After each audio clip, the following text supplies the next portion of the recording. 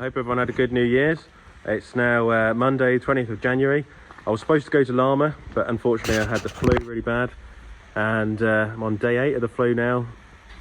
And I'm hoping to go to the Doe show if I can.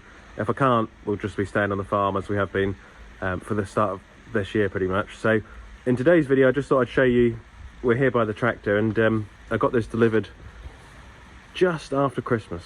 So here it is. It's a Shelbourne Reynolds 7062. It's not the T which I had last year. It's a VFR, and it's a really trick hedge cutter, and we have bought this, so it is a real treat, this hedge cutter. So it's got a 1.5 meter head on it. It's also got a hydraulic roller, which so you don't have to manually adjust. If you look at the top there, all the holes. I mean, if you want to go from verges over to hedges, or hedges to verges, that is a must-have as an option. So she's fully spec'd, and I'll show you in the cab. It's got some really clever features on the command arm. But the VFR, of course, means 7062, which is the 70 series, 70 horsepower, 6.2 meter reach, and it's variable forward reach, which you'll see why in just a sec. So it was delivered brand new from Doe's, and I unloaded it off the wagon with the Manitou and the pallet tines. There's a couple of slots under here which I thought was really clever. When you pick up a Shelbourne, you can pick it up with those holes there, so it was really easy to pick up and unload, because the tines just picked it up, so it was super clever. You see the other one's actually folded out the way, but that drops down, and then teleporter tines can pick it all up. It's clever design, that. So yeah, that's how we picked it up from the other side. I don't know if you see, but it's really neat. And there's also a top link adjustable bar there, which is on the clevis, and that really does make a difference. I can't believe how stable this machine is, considering that it's not got axle brackets. So it really is good. And then it's got a shortened PTO for John Deeres, because everyone knows John Deeres are notorious for having short PTOs with short link arms. But yeah, then you've got your hydraulic hoses here. That's for your hydraulics roller. You've got some electric lights there for the tail lights on the back. I might see at some point whether we can put this in here, which is a hazard beacon. You see it's template cut out there, but the beacons on the tractor are good enough for now. And yeah, thanks from Henry from Doe's. Henry Cluclow from Doe's. So anyway, I'll show you in the cab how she goes. But it does fit this tractor really well. I'm really pleased with how it goes on. I got the tractor guards on, which are the Perspex ones. The only thing is, every now and then they do pop off, but you can soon just knock them back on. But I'd rather that than have the alternative, which is the metal cage, which is a bit more permanent, a bit more difficult to take on and off all the time. So just drop that down. This is the command arm. Now, this used to be aluminium, the joystick, and it's been changed to like a rubber. I got to say, it's a really sensitive joystick, very sensitive when you're using the machine. So we'll just start her up. I tell you, we better move the tractor out of the way, because we're too near that barn. But yeah, shame about Llama. I really wanted to go to it, but I'd rather not give people the flu, or be one of the people who gives it to everyone else, of course. But we are gradually getting over it, and I've been on the farm every day doing something. But yeah, just one of those things. So you got to take your red little stopper off there, but like the armrest on this is really nice quality, like padded. You got all your buttons on your controls. We'll just come over here to the middle of the farmyard where you got a bit more space. See the Manitous there. We had some maintenance done on the feeder bucket. That's the KW Farm Services one. Had a new bearing and a new chain earlier on. So that's what it's sitting there for. So this is the command arm, which you control the hedge cutter off. All you got to do, flick PTO on to power up the hydraulic pump on the back.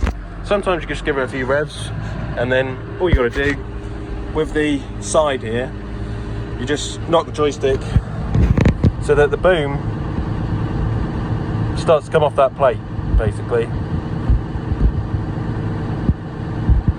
as you can probably see, and away she goes. And then you can swing around using the buttons. So these buttons here, and you'll see that bracket comes back towards us as the boom swings, and it does. That's so that the bracket's out of the way in operation, which is really neat how they've integrated that in there. And then here comes the headstock. So got the 1.5 meter head. I didn't initially think about 1.5. I was after just normal 1.2 on a 1.2 machine, and then luckily this one came up, this machine, and actually 1.5 is, you can really get a move on. It's neat. So what you got to do, because it's the VFR, it's a fixed boom head. So these buttons, which would be telescopic, are the VFR. So all you got to do is push them to whichever desired way you desire, and then the head will come up towards us. So I like to make sure the boom and everything is nicely out of the way, and then all you got to do is start bringing her up, and it is really, really neat. That's what you get really with the VFR. So it's pretty clever, and it improves the visibility, so you don't have to, for example, be twisting your neck all day. And if you remember when we had the T would sit about there, whereas the VFR sits further forward, which is quite neat really. And then, you know, when you're doing the hedges, you've just got such good visibility of the job. It's just in front of that door, and it's really, really neat, and it just works a treat. So really, really good. And if you want to power it up, you got the power up buttons obviously for your rotors. So I have the different rotations for different jobs. If you're doing verges, then it'll be going the opposite direction there. So if I'm doing hedges, it'll be in clockwise, I believe it would be. That's right. But yeah, that's the one for hedges, that's the one for verges. And yeah, we'll just rev her up. And I always get at about 540. Bring it down. 540 on there. See, that's lovely. So you've got a couple of tricks on here. So you've got hydraulic swing back, which is, if the boom hits a tree or something like that, it'll swing backwards without damaging the whole machine. It's got boom suspension. You'll see her suspended now, so that'll just suspend lovely. And that's basically when you're doing ditches or if you're doing any verge work. I find that helps a lot. You don't want that so much with hedges. With hedges, you want it fixed. You want the boom head fixed as much as possible so it doesn't move around when you're cutting the hedges. So I never use that for hedges. And then it's got return to head function, so you can set your head height. Push the button, it will then memorize the head. So if I take my hand off the joystick, it'll then go back to its preset head height, which is really clever. Quite handy for if you're doing verges and you want to leave a finish on the same height. Also hedges as well, it is quite handy for, but I find it handiest when doing verge stuff. So whatever I'm doing verges, it's always boom suspension, swing back, and the head rotation, so that it allows the head to rotate. And honestly, that just moves the head like you wouldn't believe. It's just real smooth, just takes up all the contours and all the bumps. It's just really, really handy. So these three are definitely worth getting if you order one of these machines. Really, really handy, makes all the difference. It really, really does. So we'll turn them all off, turn the revs down, and I'll show you what it looks like from the outside.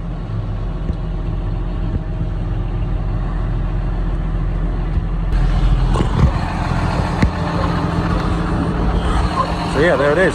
Turn the PTO off, all my equipment. So I think you'll agree it sits quite nicely on the machine. It's a nice size for this tractor. It's not too big, not too small.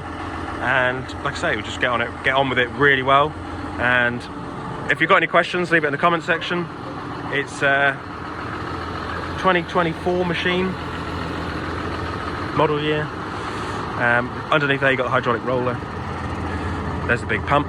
Everything's at hand, super easy to get to, and yeah, just really like it. Only made about an hour from down the road near Bury St Edmunds from where the farm is here, so it's literally just any parts or anything like that. The other thing as well is on the head, you can have the head rebalanced back at Shelbourne, so if you ever have any problems like that, you know, later down the line, it's always something to look at. This is great as well, chart to make sure you grease everything up. Try and do the PTO shaft every day, or every couple of days, depending on how much use it's had. And then you've got your hydraulic oil here, so you can check how much flow is in that level, all that good stuff. But yeah, really, really pleased with it. I've been cutting hedges with it every day this last week, and it works quite well because I go and do the cattle in the morning, and then at lunchtime I can go off and do hedges. So it works really well once I've been bedding down and feeding everything up. And then turn that tractor off, save diesel.